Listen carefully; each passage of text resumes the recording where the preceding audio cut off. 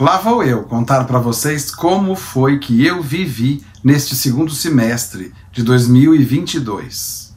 Vou comentar aqui, a partir de agora, nesta edição especial do webjornal Pecinha é a Vovozinha, sobre 23 espetáculos infantis que vi em São Paulo a partir de julho. Um balanço opinativo, crítico, um pouquinho de opinião sobre cada uma dessas peças. Pode ser que a sua esteja aqui mencionada, mas também pode ser que não, porque infelizmente eu não consegui ver todas as que eu deveria. Lamento. Vamos ao meu balanço do segundo semestre. Lá vem textão e vídeo longo. Paciência, é assim que eu sou.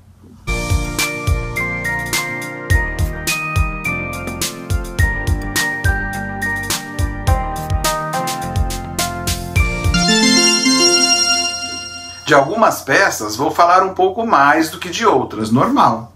Quem preferir pode ler a versão escrita deste vídeo na aba O que andei vendo do site www.pecinhaeavovozinha.com.br. Que minhas pílulas opinativas lhes sirvam de registro para futuras pesquisas ou lhes possam ser úteis de alguma forma. Vamos começar?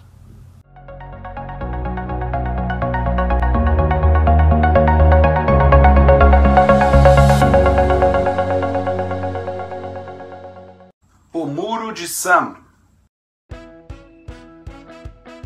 Saí de olhos marejados da plateia de Um Muro de Sam do premiado grupo Catarses de Jundiaí.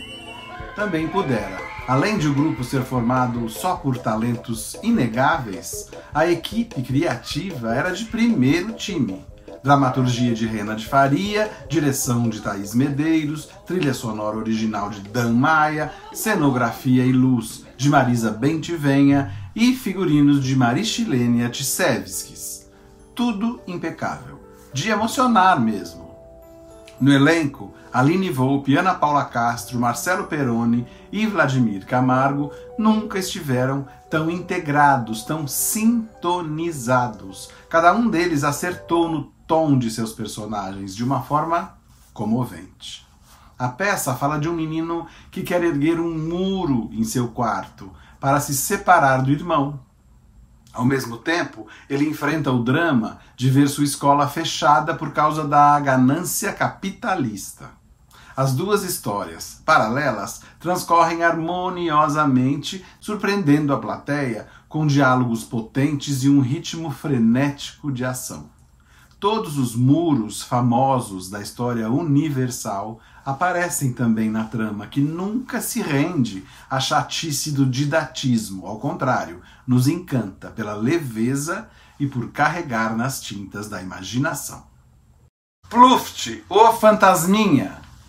Outra pérola que desfilou por meus olhos e aguçou meus ouvidos recentemente foi Pluft, o Fantasminha, da companhia carioca Pequod, capitaneada pelo diretor Miguel Velhinho. Que acerto! O clássico de Maria Clara Machado ganhou a linguagem de bonecos, manipulados de forma direta, à vista do público, por atores muito bem preparados, participativos e brincalhões. Os bonecos têm literalmente luz própria, graças à criatividade engenhosa do grupo, que usou recursos especiais de iluminação via Wi-Fi. A direção buscou inspiração no universo oriental dos animes e mangás, uma escolha estética incrível que inclui até um jardim japonês. Tudo isso combinou com a graça e o espírito dos personagens criados por Maria Clara. Leves mudanças na dramaturgia trouxeram os personagens para a realidade atual, em que a mãe do Fantasminha não é mais uma dona de casa tão pacata, e o pirata é cara de mal e não perna de pau. É preciso mesmo estar atento, atualizando esse tipo de visão ultrapassada, sem desrespeitar a criação da autora. É um espetáculo de duração curta, que usou a síntese para potencializar ainda mais a trama. O resultado é que saímos da plateia encantados por tanta eficiência praticada em tão poucos minutos. Mundo Cão.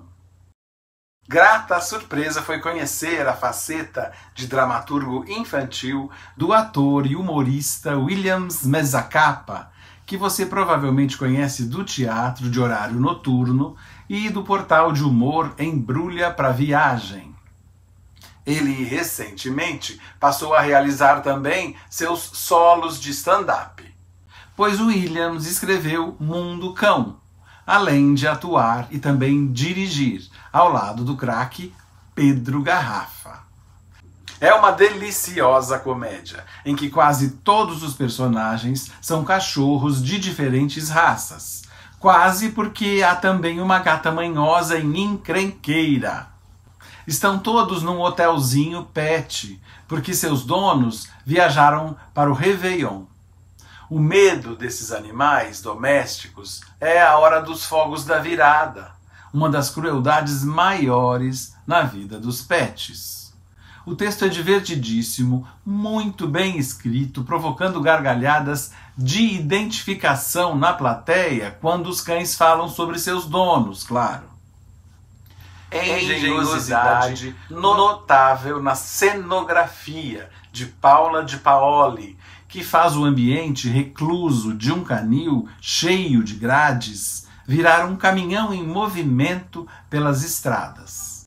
Cenas muito bem feitas brotam dessa ideia de os animais organizarem uma fuga pela boleia de um caminhão. Elenco talentoso dá conta de todo o ritmo e, sobretudo, da bem cuidada expressão corporal que não cai nas obviedades de se imitar cachorro. Ponto positivo também para a trilha de Carlos Careca com uma animada canção final. Mundo Cão precisa voltar à cena.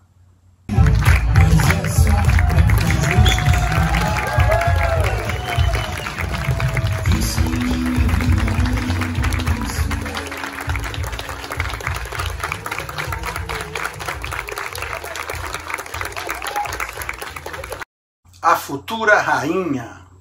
Outro destaque da temporada paulistana recente foi A Futura Rainha da sempre correta Cia Mar, dirigida por Gustavo Braunstein. O mérito do espetáculo, como eles mesmos trombeteiam no material de imprensa, é tratar da cultura nordestina sem cair na quase sempre estereotipada estética de seca e fome. Não que eu defenda escamotear os problemas sociais no teatro para crianças, não é isso. Mas é que parece que, se for falar de Nordeste, é obrigatório pisar e repisar nos cactos retorcidos de uma dramaturgia criada com sol a pino. Aqui, a Cia Mar pisa em um lindo e convidativo tapete redondo, feito uma arena, para contar uma fábula toda rimada, celebrando com propriedade a literatura de cordel, gênero literário que as crianças precisam conhecer logo cedo, como forma de mergulhar poeticamente em um Brasil profundo, cheio de criatividade e lirismo. Os temas prementes, atuais e urgentes estão lá. O papel da mulher na sociedade atual, os ranços tradicionais que se perpetuam, a força do coletivo feminino, a necessidade de achar outras vias nas inevitáveis relações de poder entre as pessoas, tudo isso, e sem discursos, só com poesia e música. No palco, apenas talentosas mulheres. Elas se apoiam em um conto recolhido pelo pesquisador Ricardo Azevedo e transformado em texto teatral rimado pelo dramaturgo Bruno Lourenço. Ponto alto são os figurinos de Cláudia Shapira, ricos em detalhes, pura informação a serviço do enredo. E claro, a música executada ao vivo e até com violino entre os instrumentos. Um luxo que a cultura nordestina merece. 20.000 léguas submarinas. E lá fui eu também conferir a terceira peça da trilogia Júlio Verne, da Companhia Solas de Vento, 20.000 léguas submarinas. A ideia do espetáculo, cenograficamente falando, era que o público se sentisse como os tripulantes de um misterioso veículo subaquático. Comigo não funcionou. Tentei. Acho que a concepção do diretor Álvaro Assad contou demais com a eficiência técnica de projeções e iluminações, o que não se cumpriu, pelo menos para mim. Claro, há cenas eficientes, simulando o fundo do mar, mas não o tempo todo. Ponto alto para os momentos em que cenários em miniaturas estavam no palco ao mesmo tempo em que eram projetados no telão ao fundo.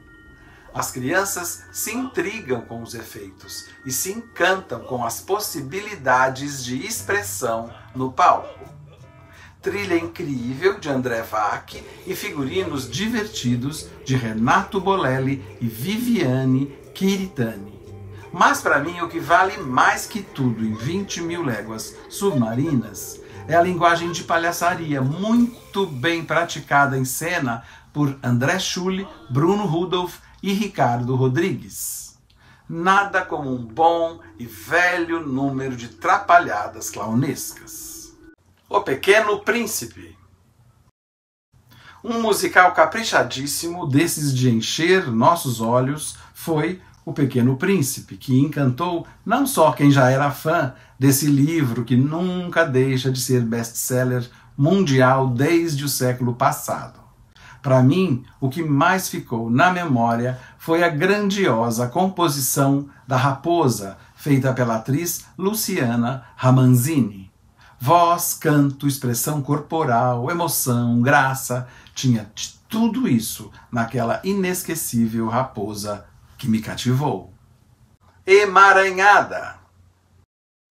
Mavi é uma menina inventora de palavras, com braços e mãos muito tagarelas e, claro, dona de uma linda cabeleira toda emaranhada. Sim, esse é o nome da peça, Emaranhada, bem dirigida por Márcio Moura, com mais uma bela composição de atriz que vi em 2022, Amarilis Irani.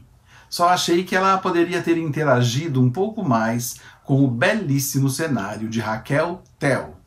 Amarilis fica a maior parte do tempo na boca de cena e deixa a cenografia para trás. Assim como se fosse só um visual meramente contemplativo. O Mistério do Coelho Pensante.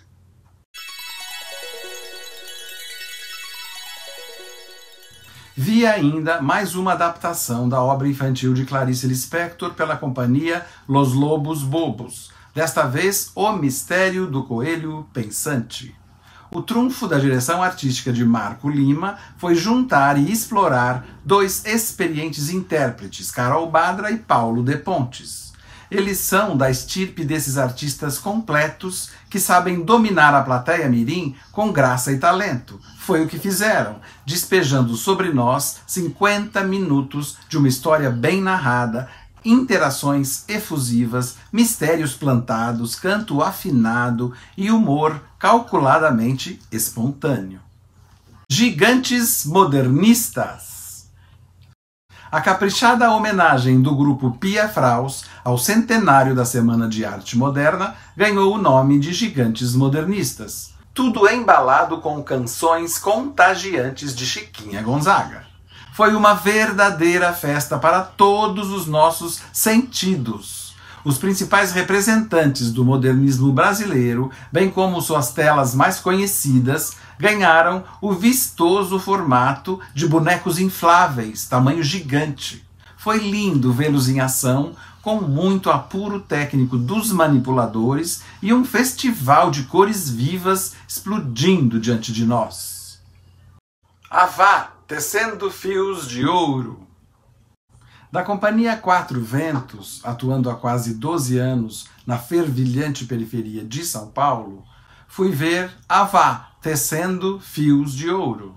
Sim, o grupo tece uma trama envolvente imaginada por uma ficha técnica quase inteira de mulheres. O enredo foi buscar sua base na celebração da ancestralidade iorubá e nos desafios de harmonização dos legados do passado com o cotidiano contemporâneo. Como é bom ver temas assim, tão fortes, explorados para crianças. Mas o espetáculo tem equívocos sérios de ritmo, por conta de tantas projeções de vídeos no cenário.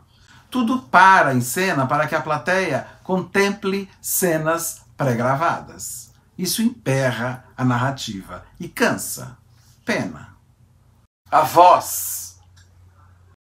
Histórias reais de netos e netas convivendo com avós e avós. Junte todas elas com um punhado de canções emocionantes, figurinos inspiradores, adereços certeiros, elenco comprometido com cada etapa da criação, um diretor sensível e pronto. Claro que a plateia vai chorar e aplaudir efusivamente.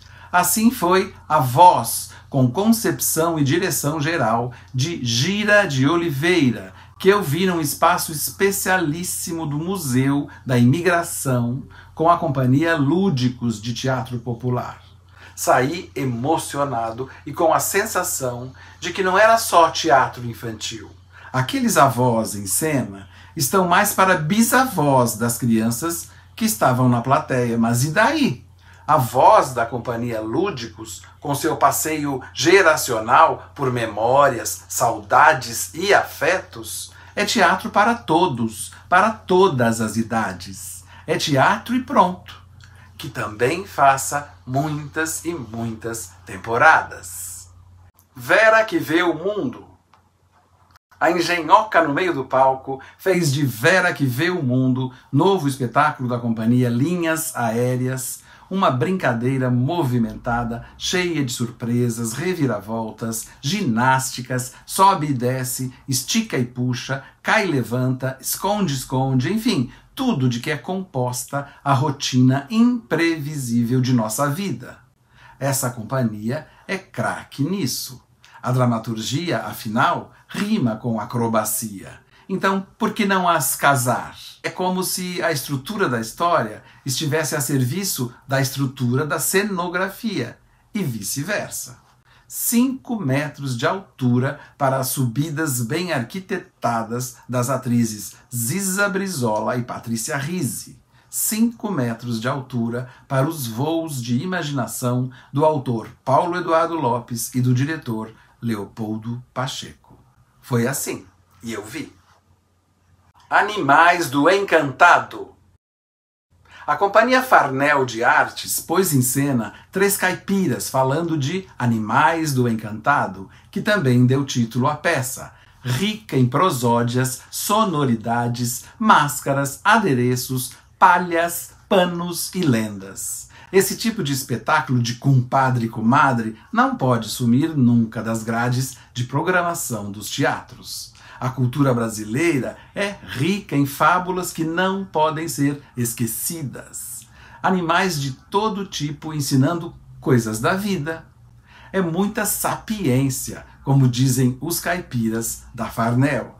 E a dispôs, o talento é coisa pra lá de garantida dentro do Farnel dessa companhia. Vida longa para vocês! Abram seus farnéis muitas e muitas vezes para matar a fome de fantasia do nosso povo sofrido por esse Brasil afora.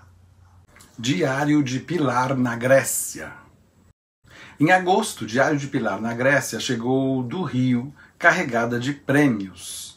É uma superprodução baseada nos best-sellers juvenis da autora Flávia Lins e Silva. Tudo ótimo, competente, uma adaptação esperta e dinâmica, muito bem dirigida. Fiquei contente de ter a chance de ver em São Paulo um dos grandes sucessos dos palcos do Rio. Esse intercâmbio é necessário. E claro, destaque total e absoluto para o trabalho da protagonista Miriam Freeland, que domina o espetáculo com seu jeito de menina, sua experiência de palco, sua empatia imediata com o público. Parabéns! De que são feitas as estrelas? Uma explosão luminosa começa a invadir o breu. Isso é dito para as crianças, em vez de o narrador dizer simplesmente "está amanhecendo". Acho incrível não subestimar a inteligência do público infantil e usar imagens e metáforas para fugir do óbvio. Estou falando da peça De Que São Feitas as Estrelas, com direção do premiado Kiko Marques e idealização da atriz Luísa Moreira Salles. Foi outra maravilha, aplaudida por mim no início deste segundo semestre. Um carrinho encaixado em um círculo feito de trilhos, na verdade uma câmera em traveling, deu conta de simular o movimento da órbita, uma das mais inventivas soluções cenográficas do ano.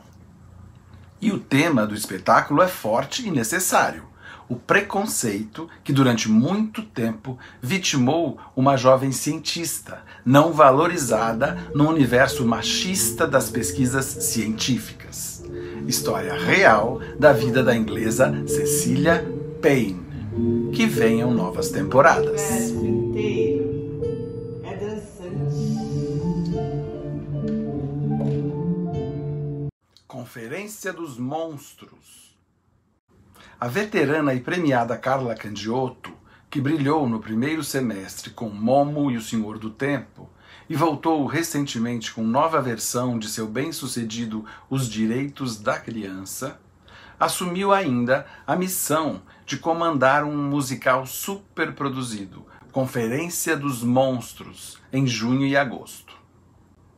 Era uma produção inegavelmente vistosa, rica, com cenários grandiosos, trilha marcante. O texto era assinado por outro craque, Pedro Henrique Lopes, do Rio, conhecido pelo projeto Grandes Músicos para Pequenos, adaptando para crianças, sempre com muita graça e talento, a obra de reis e rainhas da nossa MPB. Fiquei bem ansioso por conhecer seu trabalho fora desse projeto. E me decepcionei um pouco. Em Conferência dos Monstros, que nasceu e vai prosseguir também como desenho animado no YouTube, ele desenvolveu, a partir da concepção original de Gustavo Nunes, uma incrível galeria de personagens monstrinhos. Sua competência para imaginar esses personagens é inegável, todos com potencial para ficar em nossa memória e ganharem vida longa em muitas outras sequências. Porém, a meu ver, ele perdeu a mão da resolução do conflito. O final é fraco, resolvido com uma solução bobinha que brota do nada. Criou um conflito, então resolva direito esse conflito. Mas aqui ele não soube como resolver e jogou para a plateia a seguinte fala: "Oh, a solução está no seu coração." Me poupe, isso é teatro rançoso de antigamente. Criança não se engana assim tão facilmente, não. Pena esse final tão destoante de uma atração poderosa. Detetives do Espavô. Duas bem-sucedidas companhias de teatro infantil de São Paulo, Esparrama e Trupe do Navô, se juntaram em uma atração luminosa, Detetives do Espavô. Que encontro feliz, que ideia boa! Precisavam fazer mais. Tudo começava já no saguão, com os atores detetives instigando as crianças a prestarem atenção em detalhes suspeitos e ajudarem na investigação. É um espetáculo engraçado e misterioso, uma aula de interação com a plateia. Tudo de bom gosto. Foi diversão garantida que os adultos também curtiram muito. Farol das Cores. O teatro de sombras da companhia Articularte caiu como uma luva perfeita para ajudar a contar a história da amizade de infância entre os pintores modernistas Anita Malfatti e Di Cavalcanti. Além da técnica muito bem praticada, a peça Farol das Cores deu uma aula de como falar de assuntos de escola, por assim dizer, sem ser chato, professoral, didático em excesso. O mundo das cores é explorado com graça, aguçando o interesse das crianças para o universo das artes visuais. Como é importante esse intercâmbio de linguagens. o teatro casado com as artes plásticas e vice-versa. Papinha. A Cia Nós, dirigida e coordenada por Annie Welter, nos mostrou Papinha usando sua linguagem mista, cada vez mais apurada, em que formas, cores, bonecos, módulos, dança e música dispensam palavras e conseguem sempre uma eloquência formidável. Papinha é sobre monstros e, portanto, sobre medo, e sobre o que é desconhecido, e sobre o que é diferente. Com calma e uma sofisticada precisão coreográfica, esses temas vão ganhando palco em cenas que o público reconhece como muito familiares. E essa empatia permanece do começo ao fim. Quanto mais metáforas visuais, quanto mais adereços simbólicos, quanto mais sonoridades estranhas, mais o recado fica paradoxalmente claro e límpido, provando a familiaridade dessa companhia com o livre trânsito entre as diversas linguagens cênicas, sem medo de arriscar, de ousar, de experimentar. É para crianças bem pequenas? Tá bom, mas desafio os adultos. Quem resistirá ao prazer de mais esta aventura da Cia Nós? Vicky, o microespetáculo. Criado e dirigido por Michael Clarke, especializado em ilusionismos cênicos, Vicky, o microespetáculo, fazia o cenário se mexer, objetos surgirem e desaparecerem, tudo com muito encantamento, graças às trucagens tecnológicas do especialista. Aos bonecos incríveis de Jesus Seda, a iluminação impecável de Dani Regis e, claro, a interpretação magnífica de Juliana Caldas, atriz com nanismo, conhecida do grande público por sua participação na novela O Outro Lado do Paraíso. Juliana cativava do começo ao fim. Para papel. Bastou um bloco de papel fixo em um cavalete. Pronto, a companhia Pelucano brilhou com Para Papel, uma brincadeira gráfica que ganhou os palcos na forma divertida de palhaçaria e narração de histórias clássicas. Em cena, Paola Musatti e Vera Abud, as palhaças Manela e Emily. Elas brincaram com arquétipos dos contos de fadas, fascinando o público com a vivacidade que brotava do papel em branco. Direção de Ronaldo Aguiar, dramaturgia de Nereu Afonso e direção musical de Gustavo Kurlat. Como achar defeito com tanta gente craque envolvida? Só brilho e competência. Jogo de imaginar. Que hora boa para o Itaú Cultural encomendar uma peça infantil falando da história do teatro. A pedido da instituição, o grupo Barracão Cultural idealizou um espetáculo com a proposta de formação de público para despertar o interesse das crianças pelo teatro. Isso já era feito pelo Teatro Alfa, em sua atração Caixa Mágica, que durou nada menos do que 18 anos em cartaz. Mas como o Alfa foi vendido e interrompeu sua programação, esse jogo de imaginar, o nome da peça do Itaú Cultural, veio na hora certa para preencher uma triste lacuna. E como está preenchendo bem? Como a peça é boa! Você pode pensar, nossa, ficar ensinando como é que nasceu o teatro, as modalidades, as linguagens, não é chato? Nada, jogo de imaginar está bem longe de ser chato. Magnífico é o trabalho de síntese na dramaturgia e na direção. É preciso dar os créditos. A coordenação geral é de Heloísa Helena, que também participa como narradora em off. Direção de Thaís Medeiros, cada vez melhor no que faz. Texto de Lucas Moura, uma grata surpresa. Música original do Morris, com canções encantadoras. E atuação impecável da dupla Caio Teixeira e Guilherme Vander. Os dois atores são carismáticos, cantam bem, encantam mais ainda.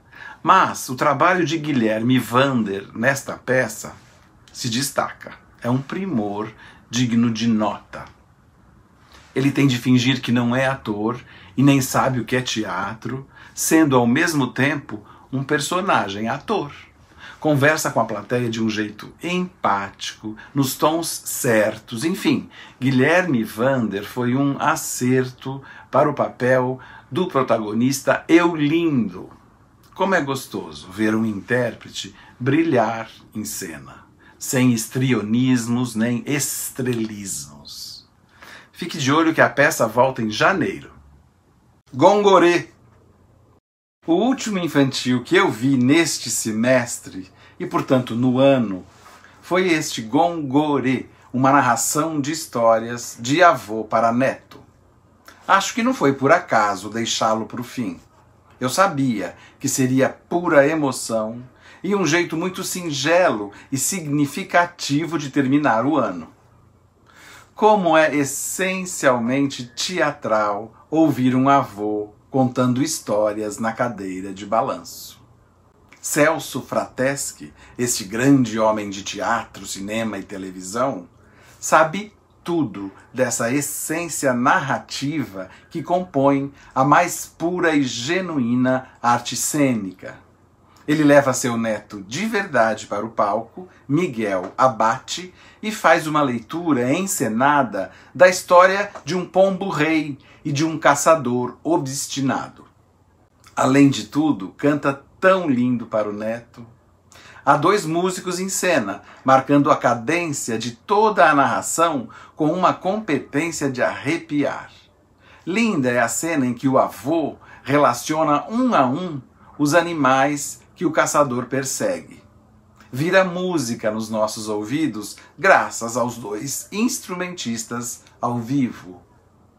Uma esperteza da direção do próprio Frateschi, em parceria com Kiko Martins, foi caprichar nos efeitos de teatro de sombras. Pela imaginação do neto ao sofá, ouvindo a voz do avô, devem passar exatamente as imagens que são reproduzidas pelas sombras no telão. É como se nós enxergássemos dentro da cabeça do menino e da nossa própria mente, estimulada pelas palavras do narrador. E que palavras! O texto não faz concessão nenhuma à linguagem cotidiana facilitadora.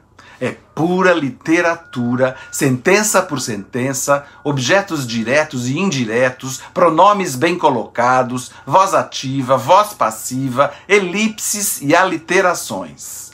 Gongorê, sendo uma homenagem às histórias, é um tributo à literatura. E sendo literatura, é teatro dos bons. E sendo teatro, é vida, a nossa vida, refletida no amor de um avô por seu neto. Reparei numa coisa e espero não estar errado. Não há imagem do pombo-rei em nenhum momento no telão. Os diretores escolheram deixar que essa figura ricamente fantasiosa e parente do realismo fantástico seja imaginada por cada um de nós, apenas a partir da descrição que se faz no texto. Tocante decisão. Inteligência cênica é isso. Há coisas que é melhor deixar cada um imaginar como quiser. Teatro é isso, teatro bom. Puxa, que jeito mais lindo eu escolhi para terminar meu ano teatral. Gongorê já está voando alto na amplidão ilimitada da minha fantasia.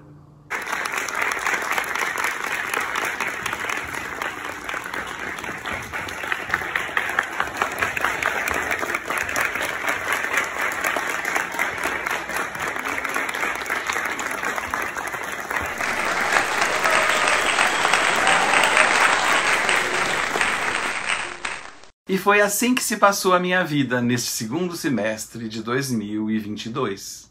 Sentadinho nas plateias, vendo teatro para crianças e jovens. Para mim, é uma espécie de paraíso. Obrigado por sua atenção e confiança em minhas palavras. Sigamos!